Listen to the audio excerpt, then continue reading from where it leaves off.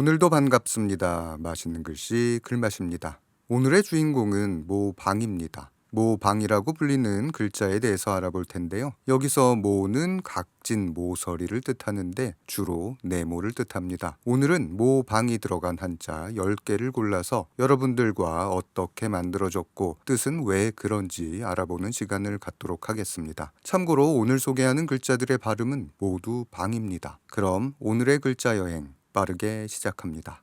우선 모방에 대해서 알아볼 필요가 있겠죠. 모방이라고 부르는 이 글자에 대해서는 여러 설이 있습니다. 설문해자에서는 배 두 척에 머리가 붙은 모양이다 라고 하는데 틀린 해석이란 말이 많아요. 많은 사람들은 이 글자를 두 사람이 함께 밭을 경작하는 모습이다 라고도 합니다. 또는 칼을 걸어둔 모습이다 라고 하기도 하죠. 만든 사람은 알겠죠. 그런데 어쨌든 원래 뜻은 사라지고 제가 지금 그리는 네 곳을 향해 뻗어나가는 화살표의 뜻을 가집니다. 그래서 사각형, 네모를 뜻하기도 하고 뻗어나가는 화살표처럼 큰 대지의 뜻을 가지기도 하죠. 또한 사방을 가리키기 때문에 방향의 뜻도 있고 게다가 뻗어가는 방법의 뜻도 가집니다. 정말 많죠. 간단히 키워드만 말씀드릴게요. 큰 네모를 생각하시면 됩니다. 그게 모방이 지금 가진 뜻이에요. 모방은 참 잘 쓰기 어렵습니다. 저도 못 쓰는 글자 중 하나인데요. 모방은 각이진 뜻을 가졌으니 네모처럼 꺾어서 써주면 의미 전달이 빠르겠죠. 오각형을 머리에서 생각하고 쓰면 조금 쉽습니다. 자주 연습하세요.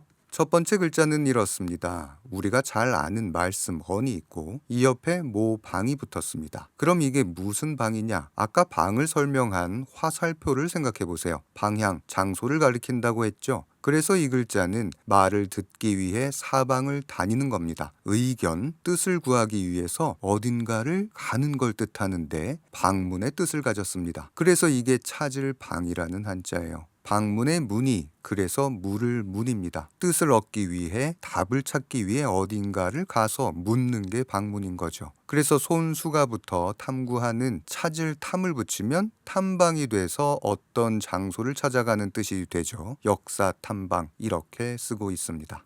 두 번째 글자 보겠습니다. 이번엔 모방이 먼저 나옵니다. 그리고 이 옆에 손으로 막대기를 잡고 때리는 뜻을 가진 칠복이 붙었어요. 여기서 모방이 앞에 먼저 나온 이유는 칠복, 이건 무조건 오른쪽에 붙기 때문입니다. 그럼 이건 뭘까요? 다시 화살표를 생각해 봅시다. 이런 화살표에 해당하는 뜻, 그리고 때린다는 뜻. 이건 바로 멀리 물리친다, 멀리 보내버리는 뜻입니다. 과거에 오랑캐 적들을 물리치거나 죄인을 어디로 보내버리는 뜻을 가졌던 글자인데 풀어 해석하면 멀리 가져다 놓는 겁니다. 그래서 이게 놓을 방이라는 글자가 됩니다. 뭔가를 놓는다는 뜻이죠. 물리친다는 뜻을 내포하는 단어로는 쫓아서 멀리 내보내는 뜻을 가진 추방이 있죠. 쫓을 추에 놓을 방을 씁니다. 한편 마음을 풀어놓는다는 뜻을 가진 말도 있어요. 조심하지 않는, 조심의 반대말로 방심이라는 말에서는 풀어놓는 의미를 가졌습니다. 그래서 문의 빗장을 푸는 뜻을 가진 10개를 붙이면 개방이 되고 불교에서 작은 생명을 살려주는 행위를 방생이라고 하는 겁니다. 이제 세 번째 글자 보겠습니다. 이번 글자는 제가 설명한 곳 써볼 테니 여러분이 한번 맞춰보세요. 힌트를 드렸듯이 발음은 방입니다. 방은 소리이고 뜻을 유추하시면 되는데요. 실사가 보이고 그 옆에 모방이 있습니다. 유추해 내셨나요? 그쵸? 쉽죠?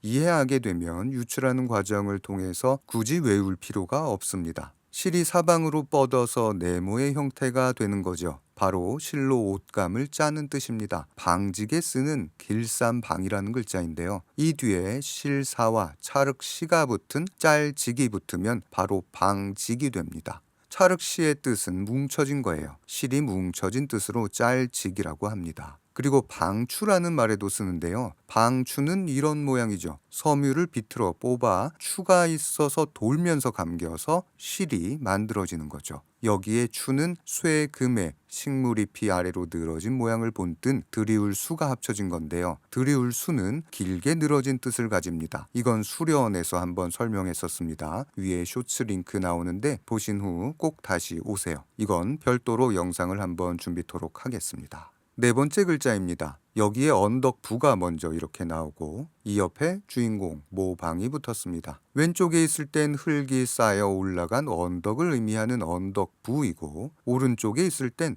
마을을 뜻하는 고을읍이죠. 언덕부의 옛 글자는 이랬다가 자형이 변해서 지금의 이런 모양인데요. 붓으로 쓰이면 착받침의 모양이 변하는 것처럼 이렇게 변해요. 그리고 고을읍도 옛 글자는 이랬죠. 그리고 지금 자형은 이렇습니다. 위의 입구는 땅을 에워싼 뜻이고 밑은 질서를 지켜 순응하는 사람을 그린 거예요. 그래서 고을읍인데 이게 또 붓으로 쓰이면 모양이 변하죠. 그런데 같은 모양입니다. 다만 위치가 달라요. 오늘은 간단히만 설명드렸습니다. 이렇게 언덕부에 모방이 있어요. 여기서 모방은 큰 도구를 뜻합니다. 흙을 쌓는 도구일 거예요. 그렇게 쌓아 올려 막습니다. 그래서 이게 막을 방인 겁니다. 지키고 막아내는 뜻을 가지죠. 나라 국을 붙이면 바로 나라를 지키는 국방이 되죠. 그리고 소리 음을 뒤에 붙이면 소리가 새어나가지 않도록 하는 방음이 되고 총알을 뜻하는 탄알, 탄을 붙이면 방탄, BTS 방탄소년단의 방탄이 됩니다.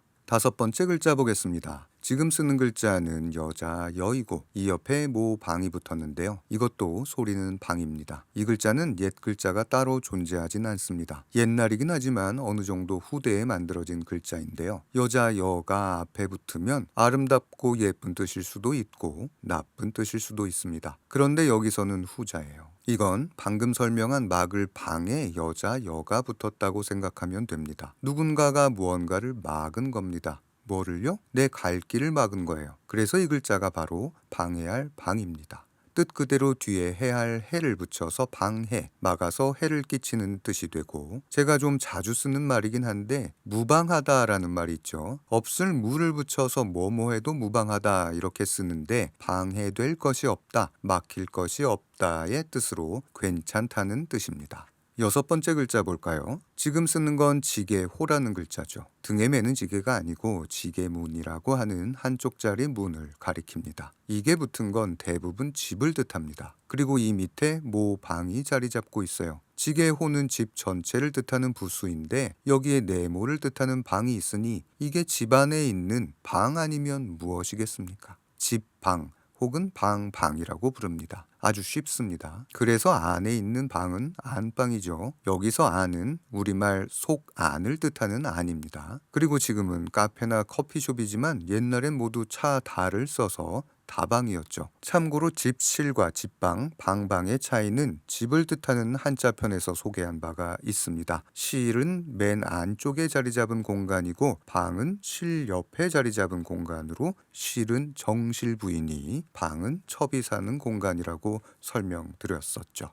일곱 번째 글자 보도록 하겠습니다. 이번엔 달월이 먼저 나오네요. 달월이 왼쪽에 이렇게 먼저 나오면 사람의 몸, 고기, 육이 변한 뜻이죠. 그리고 이 옆에 모방이 붙었습니다. 모방은 사방으로 뻗은 큰 네모라고 말씀드린 것처럼 이 글자는 고기, 사람의 몸이 크게 뻗은 걸 뜻합니다. 원래 큰 게 아니라 펼쳐져 커진 뜻을 가져서 살이 찐 뜻이에요. 그래서 이 글자는 바로 지방을 뜻하는 기름방이라는 글자가 됩니다. 그래서 지방을 뜻하는 기름지와 함께 만나서 지방에 쓰고 있습니다. 단독으로 쓰이는 경우는 거의 없고 기름지와 만나서 체지방 그리고 지방간 이렇게 많이 쓰는 글자예요. 이렇게 기름방에도 모방이 쓰여서 살이 쪄 커진 뜻을 가졌습니다.